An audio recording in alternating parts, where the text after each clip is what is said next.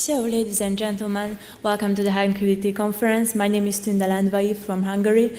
I'm a student at the University of National Public Service in Hungary, and I'm in my first year of my master's degrees. I'm learning right now international security politics. So let's jump straight to it. According to China, what we are talking about in every milestone of the history, a new technology emerged, our society transformed as well. Now it is e-governments in now People's Republic of China. It's a brand new technology called social credit system. It's infamous in the Western media.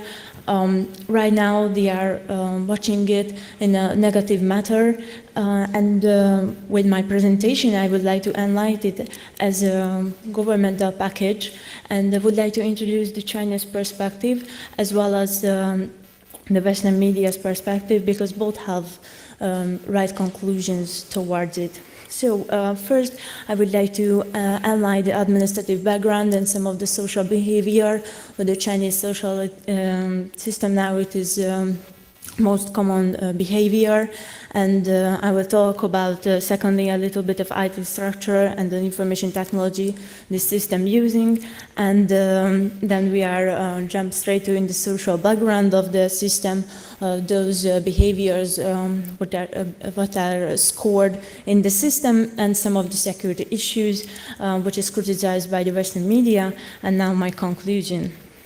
And so first of all, I've mentioned this is a public administration reform package.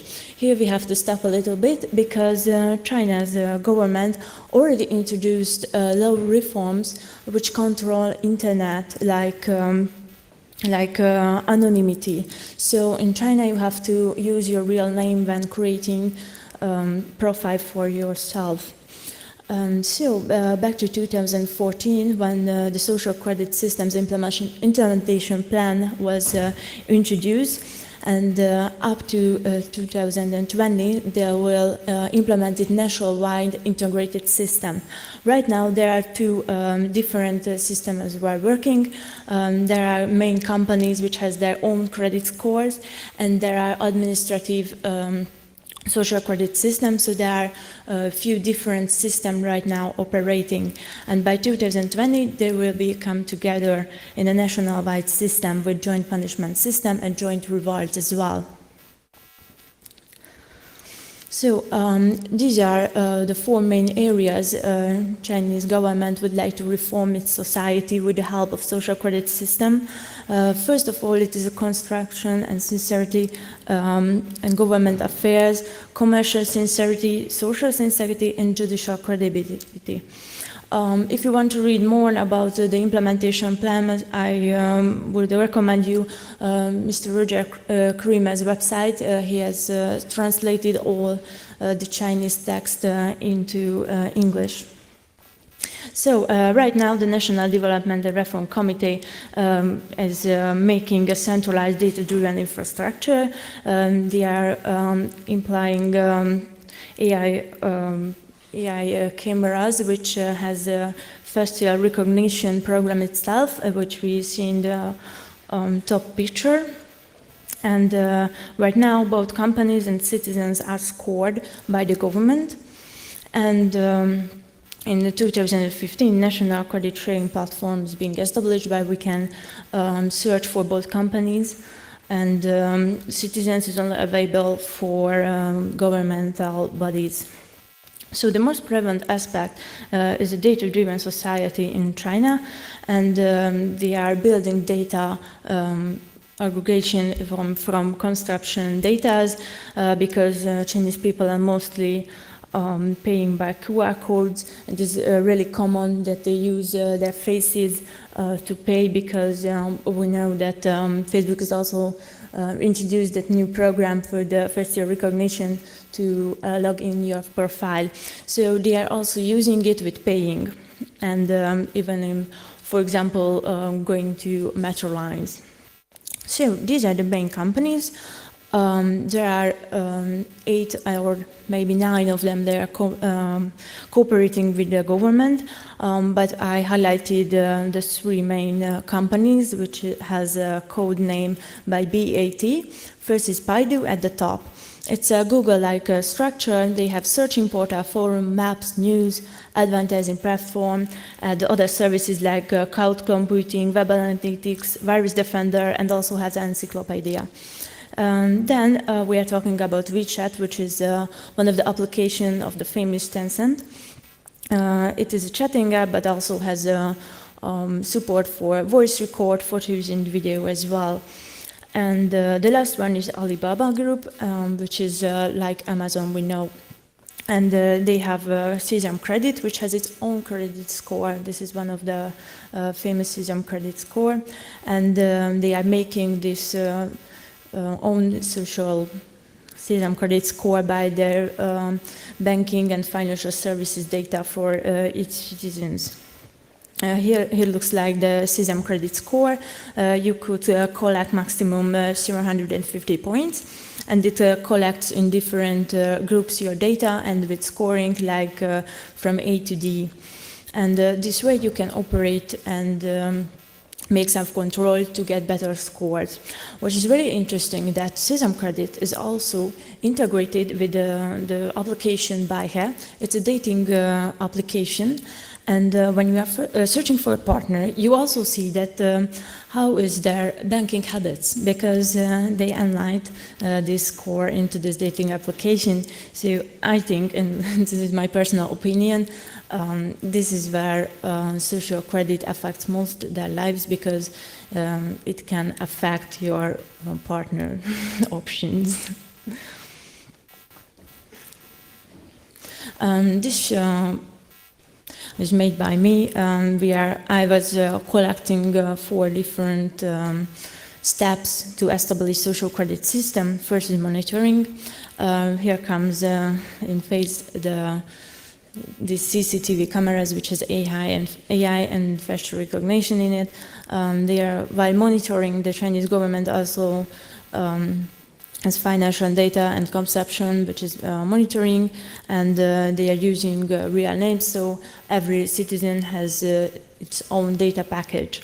As well as they are collecting biometric information, as I previously mentioned, this facial recognition information, but also when entering China, both of your 10 fingers has fingerprints.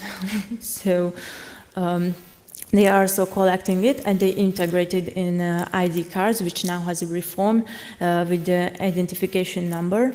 And with all the data like healthcare and bank loans are integrated in one pack, and they are protected this data to now generating databases and making profiles for every citizen and even every company.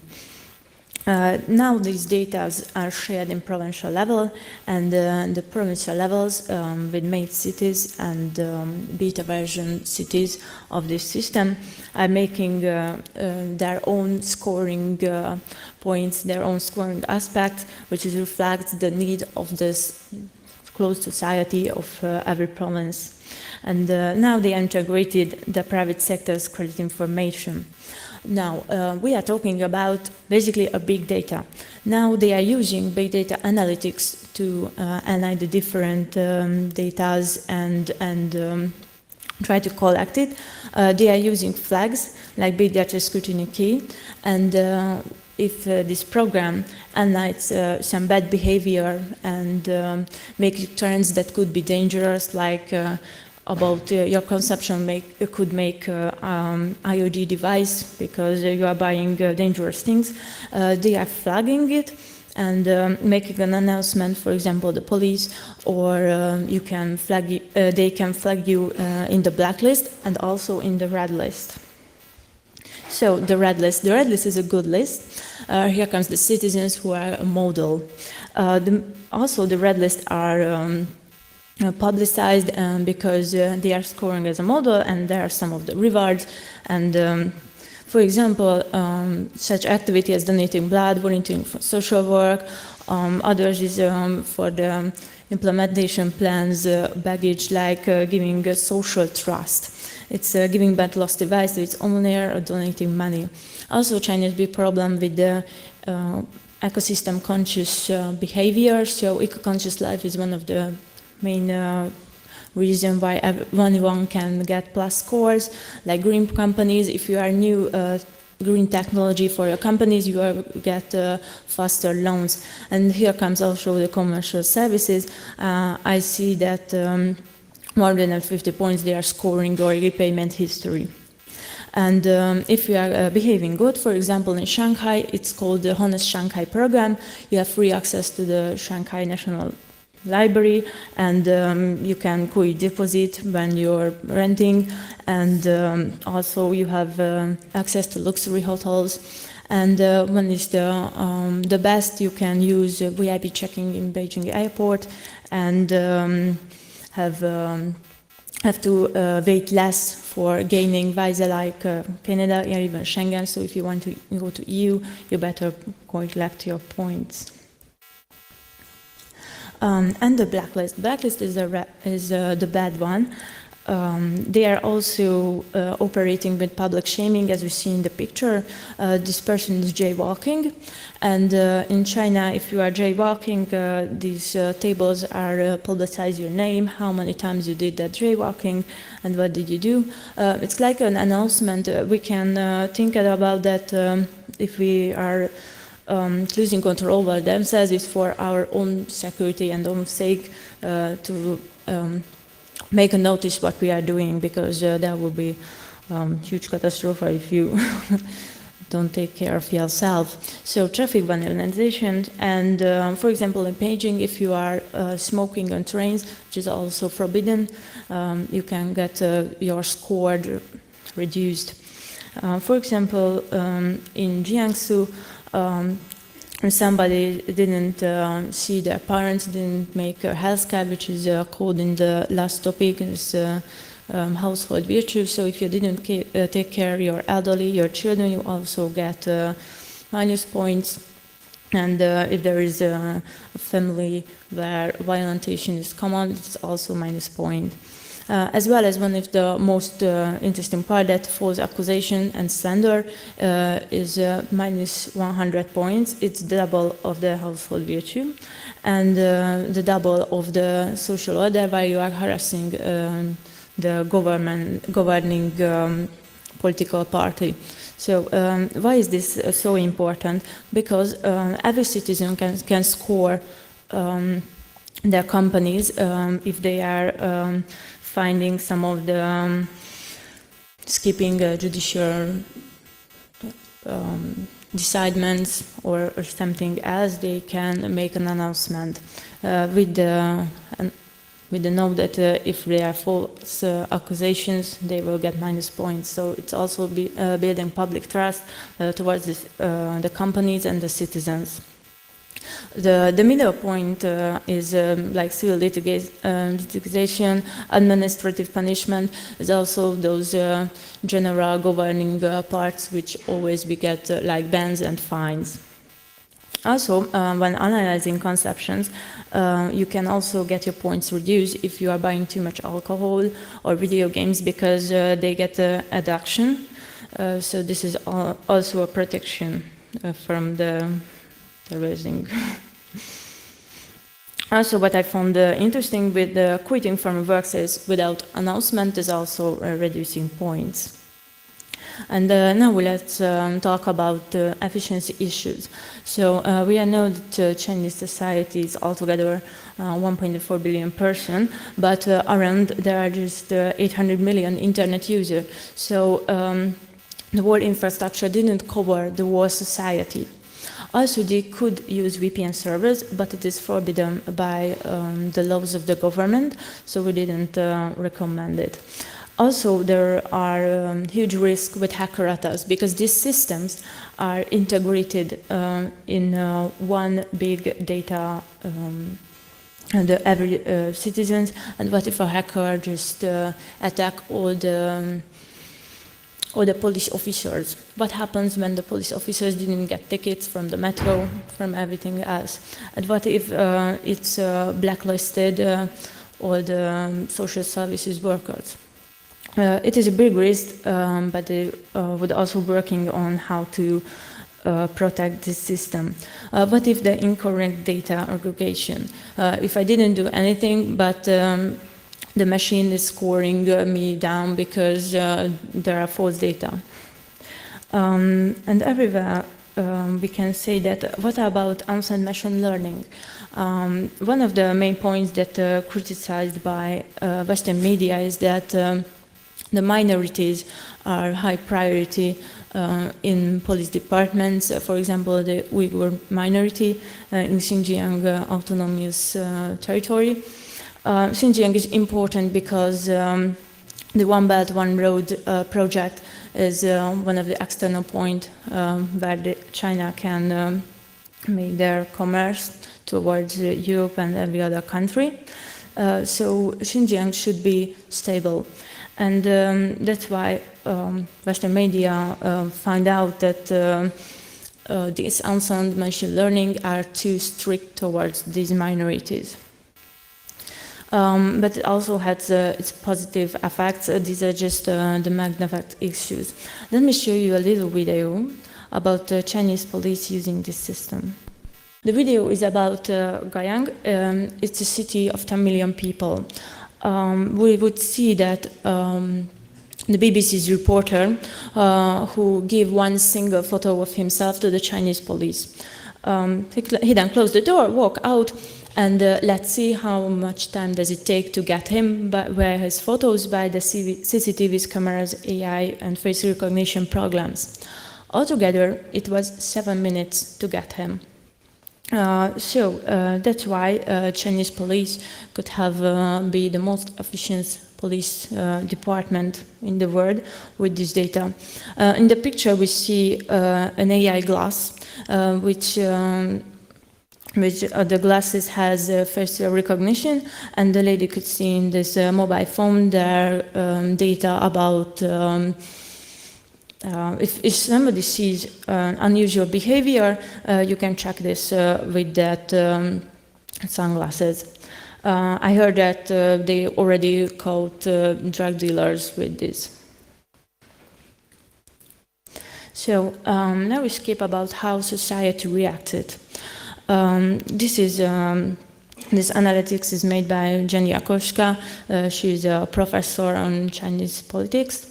And she found out that, for example, the middle age and older aged person were more positive on the data. And what is also interesting that if these Chinese people has no confidence at all in the government, are providing this system as good. Why is it? Because maybe this system, because it is public, I see why I get bad score, why I get good score. I know what is it, and how could I farm my points. It could be better. It could make all the commerce whiter, or the market whiter.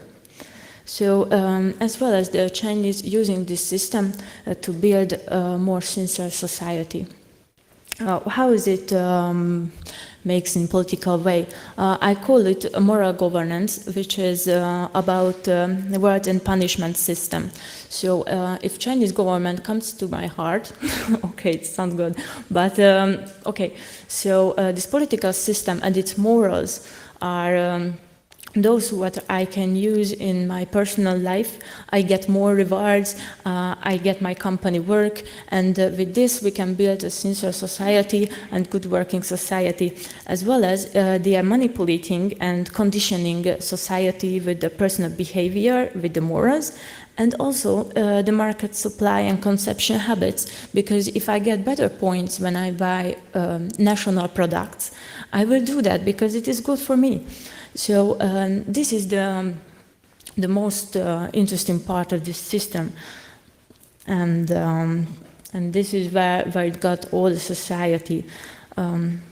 And when we are talking about this enormous data they are collect, it also can be used to developing technology like AI, big data analytics, and soon China with this system implementing could be a global leader in commerce and IT technology providing. So China would get a lot.